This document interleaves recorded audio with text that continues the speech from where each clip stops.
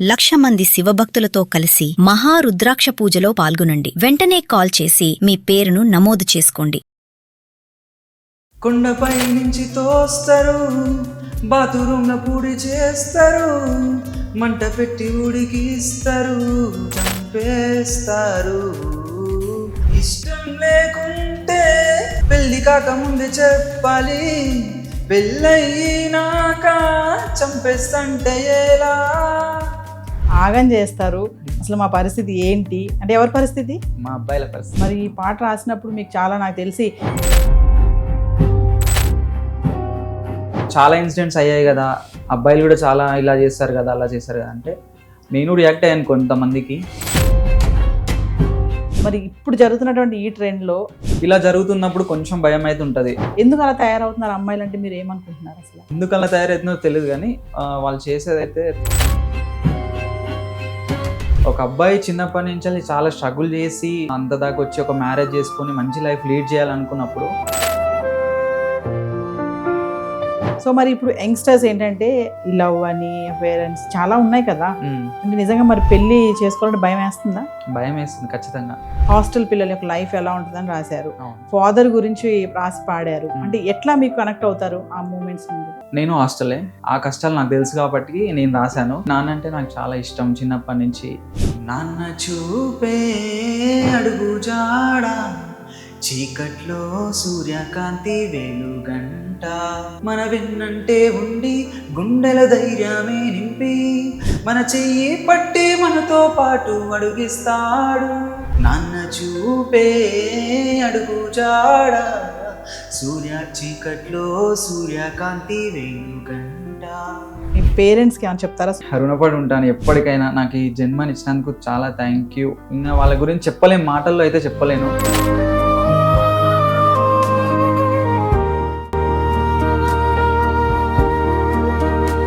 నమస్తే, welcome to Suman TV. చాలా మంది కొన్ని సన్నివేశాలని అంటే వ్యక్తీకరించడంలో మాటలతో, చేతలతో, ఇంకా హావభావాలతో, పాటలతో కూడా తెలియజేస్తూ ఉంటారు. అలాంటి వాళ్ళలోనే ఒకరిని ఈరోజు నేను స్టూడియోకి తీసుకొచ్చాను. నన్ను బాగా ఆకర్షించింది ఆయన దగ్గర నుంచి ఒక సూపర్ సాంగ్ అనమాట. అంటే ఈ మధ్య కాలంలో జరుగుతున్నటువంటి ట్రెండ్ నడుస్తుంది కదా, ఆడపిల్లలు ఎంత క్రిమినల్స్గా తయారవుతున్నారు అంటే అబ్బాయిలు పెళ్ళిళ్ళు చేసుకోవడానికి కూడా భయపడిపోతున్నారు. అంటే ఈ అబ్బాయి చాలా పాటలు పాడాడు, రాశాడు, మ్యూజిక్ కూడా కంపోజ్ చేస్తున్నారు. అయితే ఇందులో చాలా సాంగ్స్ ఉన్నాయి, కొన్ని మీకు వినిపిస్తాను కూడా. అయితే అందులో ముఖ్యంగా నాకు ఈ సాంగ్ బాగా నేను అట్రాక్ట్ అయ్యాను. సో అందుకే తనని ఈరోజు మన సుమన్ స్టూడియోకి పిలవడం అయితే జరిగింది. తను ఎవరో కాదు, మరి బీఎస్సీ డిగ్రీ కంప్లీట్ చేసి యంగ్స్టరే, మళ్ళీ పెద్ద ఏజ్ కూడా కాదు, దగ్గర 24 ఇయర్స్ అంతే, నవీన్ కేసాని స్టూడియోలో మనతో పాటు ఉన్నారు. మరి ఒక్కసారి తనతో పరిచయం చేసుకుందాం. తన పాటలు రాయడము, పాడడము ఎట్లా అలవాటు అయింది, ఏంటి అసలు హాబీస్ ఏంటి, మరి పేరెంట్స్ సపోర్ట్ ఎలా ఉంది, ప్రజెంట్ ఏం చేస్తున్నారు, మరి ఎక్కడి నుంచి వచ్చారు, ఇవన్నీ కూడా తనతో మాట్లాడే ప్రయత్నం అయితే చేస్తాను. మరి వీడియో ఎక్కడ పాజ్ చేయకుండా స్టార్టింగ్ నుంచి ఎండింగ్ వరకు చూడండి. Hi Naveen. Hi ma'am. Naveen, మరి నేను మిమ్మల్ని పిలవడానికి ముఖ్య కారణం ఏంటంటే ఇన్స్టాలో మీ సాంగ్ చూశాను, ఒక పాట పాడడం చాలా బాగుంది. ఫస్ట్ ఒకసారి ఆ సాంగ్ మరి వినిపిస్తారా? కొండపై నుంచి తోస్తారు, బాతురూంల పూడి చేస్తారు, మంట పెట్టి ఉడికిస్తారు, చంపేస్తారు. పెళ్ళి అంటేనే అయోమయం, జీవితం అయోమయం, మా బతుకుని అంతా ఆగం చేస్తారు. ఇష్టం లేకుంటే పెళ్ళి కాకముందే చెప్పాలి, పెళ్ళయినాక చంపేస్తంటే ఎలా? వావ్, ఆగం చేస్తారు. అసలు మా పరిస్థితి ఏంటి అంటే ఎవరి పరిస్థితి? మా అబ్బాయిల పరిస్థితి. అబ్బాయిల పరిస్థితి. యా, ఇప్పుడు బయట ఎలా ఉందంటే అబ్బాయిలు పెళ్ళి అంటేనే భయపడిపోతున్నారు. అసలు అమ్మో పెళ్ళొద్దు, లవర్ వద్దు, భార్య వద్దు, పిల్లలు వద్దు అన్ని అంత స్టేజ్కి వెళ్ళిపోయారు. అంటే మీరు ఈ పాట రాయడానికి అసలు ఏంటి ముఖ్య కారణం ఏంటి? మీకు ఏమనిపించి ఈ పాట రాశారు అంటే? అంటే రీసెంట్ ఇన్సిడెంట్స్ మన హైదరాబాద్లో కానీ, ముంబైలో కానీ అక్కడ జరిగిన ఇన్సిడెంట్స్ చాలా అవుతున్నాయి కదా, ఇలా చంపేస్తున్నారు అని తెలియగానే నేను రియాక్ట్ అవుదాం మన స్టైల్లో అన్నట్టు రాశాను ఆ సాంగ్. ఎస్, మరి ఈ పాట రాసినప్పుడు మీకు చాలా నాకు తెలిసి నెగిటివ్ పాజిటివ్ కూడా వస్తాయి. ఏదైనా మనం ఇన్స్టాలో కానీ ఏదైనా పెట్టాము అంటే ఖచ్చితంగా ప్లస్ మైనస్ కామెంట్స్ ఉంటాయి కదా, మరి నెగిటివ్ ఎక్కువ వచ్చాయా, పాజిటివ్ ఎక్కువ వచ్చాయా? నెగిటివ్ ఎక్కువ వచ్చింది, ఆ అమ్మాయిల సైడ్ నుంచి నెగిటివ్ ఎక్కువ వచ్చింది. అమ్మాయిల సైడ్ నుంచి ఏమంటారు? చాలా ఇన్సిడెంట్స్ అయ్యాయి కదా, అబ్బాయిలు కూడా చాలా ఇలా చేస్తారు కదా, అలా చేస్తారు కదా అంటే నేను రియాక్ట్ అయ్యాను కొంతమందికి, అందరికీ ఈక్వాలిటీగా నేను రియాక్ట్ అవుతాను, అబ్బాయిలు అమ్మాయిలని కాకుండా ఈక్వల్గానే రియాక్ట్ అవుతాను అని పెట్టేవాడిని మళ్ళీ. ఏదైనా సన్నివేశం జరిగితే సొసైటీలో దాన్ని తీసుకొని మీరు దాన్ని రాసుకొని పాడతారా? అంతే. నేను చాలా చూసాను కొన్ని హాస్టల్ పిల్లల లైఫ్ గురించి, ఆ పేరెంట్స్ గురించి, ఫాదర్ గురించి, బ్రదర్ గురించి చాలా పాటలు అంటే మీరే రాసి మీరే పాడి మీరే కంపోజ్ కూడా చేస్తారా? ఎస్ మ్యామ్, నేనే రాస్తాను, కంపోజ్ చేస్తాను, లిరిక్స్కి అన్ని నేనే చేస్తాను టోటల్గా మొత్తం. అంటే ఎట్లా ఇది మీకు ఎలా అలవాటు అయింది? అంటే మీ పేరెంట్స్ సైడ్ ఎవరైనా ఇట్లా సింగర్స్ అట్లా ఉన్నారా? పేరెంట్స్ నుంచి అయితే ఎవరు లేరు, ఫస్ట్ మా ఫ్యామిలీలో నేనే ఫస్ట్. ఓకే. మ్యూజిక్ అంటే నాకు చిన్నప్పటి నుంచి ఇంట్రెస్ట్, ఎందుకో తెలీదు. ఆఫ్టర్ ది 10th నేను ఇస్ సైడ్ వచ్చేసాను మొత్తం. అంటే చాలా మంది పేరెంట్స్ ఏంటంటే చదువుకోమంటే చదువుకోకుండా ఈ పాటలు రాస్తావు, మ్యూజిక్ చేస్తావు, ఏంట్రా ఇది, మనకి డబ్బులు వస్తాయా, ఏమొస్తాయి, దీంట్లో పడితే ఎట్లా, మరి సస్టైన్ అవ్వడం ఎలాగా, సెటిల్ అవ్వాలి కదా, ఉద్యోగం చేయాలి, మంచి మంచి బిల్డింగ్లు కట్టాలి, మమ్మల్ని బాగా చూసుకోవాలి, నువ్వు బాగుండాలి అంటారు పేరెంట్స్. మరి ఇలా మీరు పాటలు రాస్తూ పాటలు పాడుతూ ఇలా పెట్టడం వల్ల మీ పేరెంట్స్ మిమ్మల్ని ఎప్పుడేం అనలేదా? పేరెంట్స్ విషయానికి వస్తే నాకైతే చాలా సపోర్ట్. నన్ను ఎప్పుడు ఇలా చేస్తున్నావు అలా చేస్తున్నావు నాకైతే ఎప్పుడు అడ్డంకి అయితే ఏం లేదు. పేరెంట్స్ చాలా సపోర్ట్ చేస్తారు. నేను 24 hours ఇంట్లోనే వర్క్ చేస్తున్నా, నన్ను సపోర్ట్ చేస్తారు. ఏ రోజు నన్ను పైసలు ఎర్న్ చేయట్లేదు అదైతే ఏం లేదు, నన్ను సపోర్ట్ చేస్తున్నా, నా మీద నమ్మకం ఉంది వాళ్ళకి. అంటే మీరు ఎంచుకున్న కెరియర్ లో వాళ్ళు సపోర్టివ్ గా ఉండి ఇది చేసుకున్నా అన్న అంటున్నారా? అంతే. ఓకే. మా అమ్మ నాన్న చాలా సపోర్ట్ చేస్తారు, ఓకే. మా ఫ్యామిలీ మొత్తం చాలా సపోర్ట్ చేస్తారు. ఇప్పటివరకు ఎన్ని పాటలు రాశారు? రీల్స్ అయితే మొత్తం నేనే రాస్తాను, అబౌట్ 310 రీల్స్ అయితే మొత్తం నావే ఉంటాయి. ఓకే. నేనే రాసి పాడతాను. అండ్ ఒరిజినల్ గా చూసుకుంటే ఒక ఆల్మోస్ట్ 5-6 సాంగ్స్ ఒరిజినల్ గా రాశాను. మరి అమ్మాయిలు కామెంట్ పెట్టారని చెప్తున్నారు ఆ పాటకి, మరి మాకు జరిగినప్పుడు మీరు ఎప్పుడు రాయలేదు పాడలేదు అని అంటున్నారు కదా, మరి నిజంగా మీరు రాయలేదా మరి వాళ్ళకి జరిగినప్పుడు? రాశాను, లాస్ట్ 1.5 year బ్యాక్ ఒక ఇన్సిడెంట్ జరిగినప్పుడు రాశాను, రాసి పాడాను. అప్పుడు నాకు గ్రోత్ లేదు, ఇప్పుడు గ్రోత్ ఉన్నప్పుడు పాడేసరికి రీచ్ అయ్యేసరికి అందరూ అలా అంటున్నారు. ఎందుకంటే మీరు రాసినటువంటి ఈ పాటలో చాలా అర్థం ఉంది. అసలు ఇక ఎంత అంటే అబ్బాయిల యొక్క బాధని వ్యక్తీకరించారనమాట. ఇంకా అసలు మాకు ఏంటి, మా పరిస్థితి ఏంటి, పెళ్లి చేసుకుంటే ఇట్లా, పెళ్లి చేసుకోకపోతే అట్లా చేస్తున్నారు, వాళ్ళ పెళ్లి అంటేనే భయం వేస్తుంది, మా జీవితం ఆగం చేస్తున్నారు, మీకు ఎవరిచ్చారు ఈ రైట్స్, ఇష్టం లేకపోతే ఇష్టం లేదని చెప్పాలి కానీ ఇట్లా ఎందుకు చేస్తున్నారు అని అంటున్నారు. అంటే మీ జనరేషన్ లో పిల్లలు చాలా మంది అట్రాక్ట్ అవుతూ ఉంటారు. ఒక అమ్మాయి నవ్వింది అనుకో, ఒక అమ్మాయి పక్కన కూర్చుంది అనుకో, ఆ ఫీలింగ్ వేరే ఉంటుంది. అబ్బా నన్ను చూసి నవ్విందంటే నేనంటే ఇష్టమేమో అన్న ఒక ఫీలింగ్ లో ఉంటారు కదా. మరి ఇప్పుడు జరుగుతున్నటువంటి ఈ ట్రెండ్ లో ఎలా అనిపిస్తుంది మీకు? అంటే మీరు ఫ్రెండ్స్ చిట్ చాట్ చేసుకుంటూ ఉంటారు, సొసైటీలో చాలా మందిని చూసే ఉంటారు, మీరు ఎలా అనిపిస్తుంది మరి ఈ టైంలో? ఇలాంటి సిచ్యువేషన్ జరిగినప్పుడు ఖచ్చితంగా భయం అనేది ఉంటది. భయం వేస్తుంది? భయం వేస్తుంది, ఎందుకంటే ఏమవుతుందో తెలియదు పెళ్లి చేసుకుంటే. ఇలా అందరు ఇలా ఉంటారని కాదు, ఇలా జరుగుతున్నప్పుడు కొంచెం భయం అయితే ఉంటది.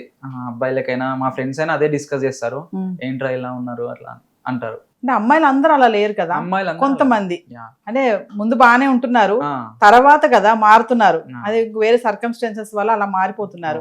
అంటే ఒక్కసారి అంటే అమ్మాయిలు కొంతమంది గురించి మాట్లాడుకుందాము, ఎందుకు అలా తయారవుతున్నారు అమ్మాయిలు అంటే మీరు ఏమనుకుంటున్నారు? అసలు దాని గురించి ఎందుకు అలా తయారవుతుందో తెలియదు కానీ వాళ్ళు చేసేదైతే తప్పని చెప్పగలుగుతాం. ఎందుకంటే ఇలా చేయడం చాలా తప్పు. ఒక అబ్బాయి చిన్నప్పటి నుంచి చాలా స్ట్రగుల్ చేసి అంత దాకా వచ్చి ఒక మ్యారేజ్ చేసుకొని మంచి లైఫ్ లీడ్ చేయాలనుకున్నప్పుడు వాళ్ళు వాళ్ళ మధ్యలో ఏం తెలియకుండా అమాయకుని చేసి చంపేయడం చాలా తప్పది. అంటే అబ్బాయి తప్ప ఏమి లేకపోయినా కొంతమంది చనిపోతున్నారు. ఒక పక్క అంటే రియల్ గా లవ్ చేసి పెళ్లి వరకు వచ్చి ఎంగేజ్మెంట్ అయ్యి, అంటే లైక్ మనం పూణే కేసు తీసుకుంటే అంత ఎంగేజ్మెంట్ అయ్యి అంత విఐపి అయి ఉండి అంత డబ్బులు ఉండి అతని దగ్గర అంతలా అమ్మాయి అక్కడి నుంచి తోసేసి చంపింది అంటే అది పెద్ద ఇష్యూ అయింది. అది ఒకటి. సో మరి ఇప్పుడు యంగ్స్టర్స్ ఏంటంటే ఈ లవ్ అని అఫేర్ అని చాలా ఉన్నాయి కదా, అంటే నిజంగా మరి పెళ్లి చేసుకోవాలంటే భయం వేస్తుందా? భయం వేస్తుంది ఖచ్చితంగా. అందరూ అలా ఉండరు, బట్ కొంతమంది ఇలా ఉంటున్నారు కదా, వాళ్ళని చూసి మాకు కూడా భయం, మంచి వాళ్ళకి భయం వేస్తుంది అట్లా. అంటే మరి ఇప్పుడు ఈ లవ్ మ్యారేజ్ ఇవన్నీ ఇంకా వదిలేయడమేనా, లేకపోతే అంతేనా అంటారా? మంచి అమ్మాయి కోసం ఎదురు చూడరా? ఇంకా లేదు, మంచి అమ్మాయిలు డెఫినెట్ గా ఉంటారు. ఎలా తెలుస్తుంది మంచి అమ్మాయి అని? అదే తెలియదు, అదే తెలియదు. మంచి అమ్మాయిలు ఉంటారు, ఎన్నో కొంతమంది ఇలా ఉంటారు. చాలా మంది అమ్మాయిలు మంచి వాళ్ళు ఉంటారు, నాకు తెలిసిన వాళ్ళు చాలా మంది మంచి వాళ్ళు ఉన్నారు.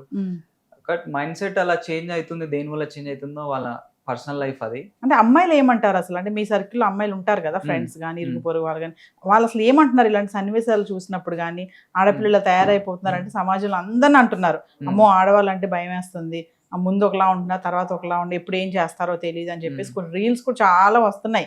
మరి అమ్మాయిలు ఎలా ఉన్నారు బయట అంటే? నాకు తెలిసిన ఫ్రెండ్స్ అయితే నిజంగా ఇలా చేస్తున్నారు ఏంది, మా అమ్మాయిలు ఇలా తయారవుతున్నారు అంటే వాళ్ళే అన్నారు, మా అమ్మాయిలు ఏంది ఇలా తయారవుతున్నారు, ఇలా చంపడం చాలా తప్పు, ఏమైనా ఉంటే ముందు చెప్పాలి కదా అని చాలా మంది వాళ్ళే రియాక్ట్ అయ్యారు. ఎస్. సో మీరు పాటలు ఇలా రాస్తున్నారు కదా, అంటే ఎలా అనిపిస్తుంది మీరు పాటలు రాసేటప్పుడు? అంటే మీ మైండ్ సెట్ కానీ ఒక టాపిక్ చూసినప్పుడు దీని మీద పాట రాయాలంటే హాస్టల్ పిల్లల యొక్క లైఫ్ ఎలా ఉంటుందని రాశారు, ఫాదర్ గురించి రాసి పాడారు, అంటే ఎట్లా మీకు కనెక్ట్ అవుతారు ఆ మూమెంట్స్ మీరు? హాస్టల్ అంటే నేను హాస్టలే, 1 year హాస్టల్లో ఉన్నా. ఆ కష్టాలు నాకు తెలుసు కాబట్టి నేను రాశాను. అది చాలా బాగా వైరల్ వెళ్ళింది. అండ్ నాన్న గురించి, నాన్న అంటే నాకు చాలా ఇష్టం చిన్నప్పటి నుంచి. నాన్న కష్టం అదంతా చాలా ఇష్టం. అందుకే ఎప్పుడు నాన్న టాపిక్ వచ్చినా సరే నేను నాన్న గురించి నేను డెప్త్గా లిరిక్స్లో రాసి పాడగలుగుతాను. ఆ కాన్ఫిడెన్స్ నాకుంది. నాన్న అంటే ఇష్టం, కష్టం అంటున్నారు. చాలా మందికి నాన్న కష్టం తెలీదు. అసలు అమ్మని బాగా ప్రేమిస్తారు కానీ నాన్నని కొంచెం దూరం పెడతారు. నాన్న అంటే కొంచెం విలన్ లా చూస్తారు, టార్చర్ చేస్తాడు నాన్న అని చెప్పేసి అంటూ ఉంటారు కదా. మరి అంటే నాన్న మీద పాట రాశారు కదా, ఒక్క 2 లైన్లు పాడతారా?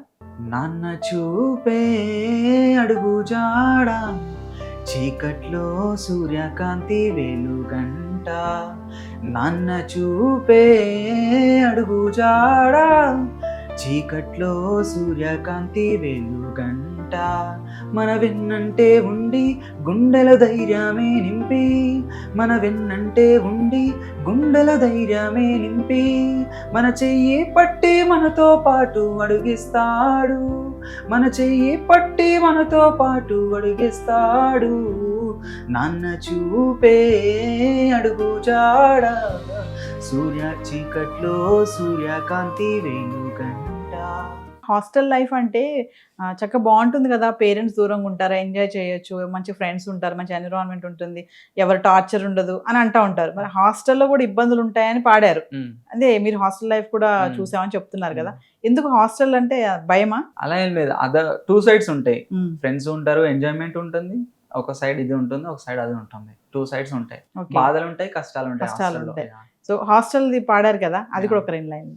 ఫుడ్ ఉన్న గాని నాకు పడడం లేదు, చదువుతున్న గాని బుర్రకెక్కట్లేదు, ఆడుకుందామన్న నాకు ఆటే లేదు, అరే పాడుకుందామన్న నాకు పాటే లేదు, hostel life, this is hostel life. Nice, బాగుంది. అయితే ప్రజెంట్ ఒక్కసారి అమ్మాయిలకి అబ్బాయిలకి కూడా మీరు చెప్పేటటువంటి ఏమన్నా ఉందా మాటలు? అంటే ఇప్పుడు ప్రజెంట్ జనరేషన్లో చూసుకుంటే ఆడపిల్లలు కానీ ఇట్లా ఉన్నారు, అబ్బాయిలు చూస్తే ఇట్లా ఉంటే, అబ్బాయిలు కూడా కొంతమంది మంచి వాళ్ళు ఉన్నారు, చెడు వాళ్ళు కూడా ఉన్నారు కొంతమంది, అటు ఇటుగా చెప్పుకోవాలి మనం. సో ఫైనల్గా అమ్మాయిలకి అబ్బాయిలకి మీరు చెప్పేటటువంటి లైన్స్ ఏమన్నా ఉన్నాయా? అమ్మాయిలో మంచి వాళ్ళు ఉన్నారు, చెడు వాళ్ళు ఉన్నారు, అబ్బాయిలో మంచి వాళ్ళు ఉన్నారు, చెడ్డ వాళ్ళు ఉన్నారు. అందరూ అలా ఉన్నారని చెప్పలేము. బట్ అమ్మాయిల నుంచి వస్తే ఒక్కసారి ఆలోచించి సార్ట్అవుట్ చేసుకుంటే బెటర్ కదా. అంత చంపేయడానికి ఎంత దగ్గరికి వెళ్తున్నారు కదా, ఒక్కసారి ఆలోచించి సార్ట్అవుట్ చేసుకున్న చాలా లాస్ ఎన్నో ఉన్నాయి, అన్ని సార్ట్అవుట్ చేసుకుంటే బెటర్ కదా అని నా ఉద్దేశం. కొంతమంది అమ్మాయిలు కొంతమంది ఆడవాళ్ళు ఏమంటున్నారంటే, అప్పట్లో మా పైన జరిగాయి కదా ఇలాంటి గృహహింస అని, వరకట్న వేధింపులు అని, ఇట్లా చేశారు కదా, లవ్ అని చెప్పి ఇష్టపడకపోతే చంపేయడం, ఇప్పుడు కూడా జరుగుతున్నాయి అలాంటివి. రీసెంట్గా కొన్ని జరిగాయి, అబ్బాయి ఒక అమ్మాయిని చంపేయడం, నన్ను లవ్ చేయవని వదిలేస్తావా అని చెప్పేసి. మరి ఇట్లా ఉన్నటువంటి ఈ టైంలో మరి ఇప్పుడు మళ్ళీ మేము రివర్స్ అవుతుంది అనుకోవచ్చు కదా, ఎందుకు ఇట్లా మమ్మల్ని ఎగనెస్ట్ గా చూస్తున్నారని కొంతమంది వాదిస్తున్నారు.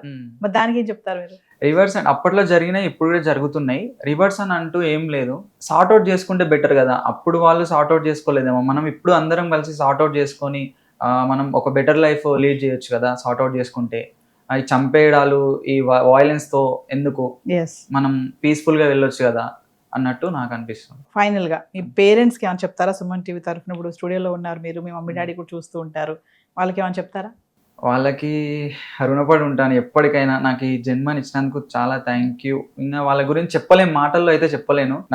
నేను ఆల్మోస్ట్ 6 years నుంచి ఇంట్లోనే ఉంటూ చాలా మ్యూజికే కంపోజ్ చేసుకుంటూ పాటలే నా ప్రపంచం అంటూ ఉన్నా కానీ నన్ను ఏదో ఒక్క రోజు నువ్వు ఇక్కడ బయటికి వెళ్ళి వర్క్ చేయి, నీ ఫ్రెండ్స్ అలా సెట్ అవుతున్నారు, నువ్వేమో సెట్ కావట్లేదు, ఈ ఫీల్డ్లోనే ఉంటావు అని ఏ రోజు ఒక్క మాట అనలేదు నన్ను. నాకు చాలా సపోర్ట్ చేస్తారు మ్యామ్, చాలా మా అమ్మ మా డాడీ చాలా సపోర్ట్ చేస్తారు. మరి ఇంకొక విషయం నవీన్, చాలా మంది యంగ్స్టర్స్ ఏంటంటే ఇప్పుడు చక్కగా జాబ్ చేసి స్టైల్గా ఉంటున్నారు కదా, బయటకు వెళ్తున్నారు, 8 hours జాబ్ చేసుకుంటున్నారు, ఎంజాయ్ చేస్తున్నారు, పబ్బులని అది ఇది అని తిరుగుతున్నారు, ఏదో ఒకటి ఎంజాయ్మెంట్ అయితే ఉంది కదా. మరి మీరు అలా వెళ్ళకుండా ఓన్లీ సాంగ్స్ చేయడం వల్ల మీకు అట్లా ఏమో అనిపించడం లేదా? ఇంకా గోల్ అనేది రీచ్ కాలేదు కదా, అక్కడ దాకా ఇవన్నీ పక్కన పెట్టేసి గోల్ రీచ్ అయిన తర్వాత నేను కూడా ఎంజాయ్ చేస్తాను. మీ గోల్ ఏంటి? మంచి సింగర్ కావడం, ఓకే. మ్యూజిక్ అనే ఫీల్డ్లో తెలుగులో మంచి ఒక గుర్తింపు తెచ్చుకోవడం నా గోల్. మీ ఫేవరెట్? ఏఆర్ రెహమాన్ గారు. ఓ Yeah. ఓకే. అంటే ఎక్కడి వరకు వెళ్ళాలనుకుంటున్నారు? నెక్స్ట్ మీ ఫ్యూచర్ ఏంటి, స్టెప్స్ ఏంటి? మంచి సాంగ్స్ తీయాలి మేడం. ఇట్లానే రా ఎమోషన్స్, రా సాంగ్స్ తీయాలి, జనాల్ని ఎంకరేజ్ ఎంకరేజ్ చేయాలి. ఎమోషన్స్ ఉంటే అవి చేయాలి. ఆ, అంటే ఎమోషన్ అన్నారు కదా, ఒక మంచి ఎమోషనల్ సాంగ్ ఏం చేద్దామా? మీరు ఎమోషనల్ అన్నారు కదా మేడం, నా ఒరిజినల్ సాంగ్ ఒంటరిగా పోరాడాలి సాంగ్ Okay. రీసెంట్ గా రిలీజ్ అయింది. యూత్ కి అయినా చాలా మంచి సందేశం ఉంటుంది అందులో, ఒకసారి పాడతాను. ఎస్.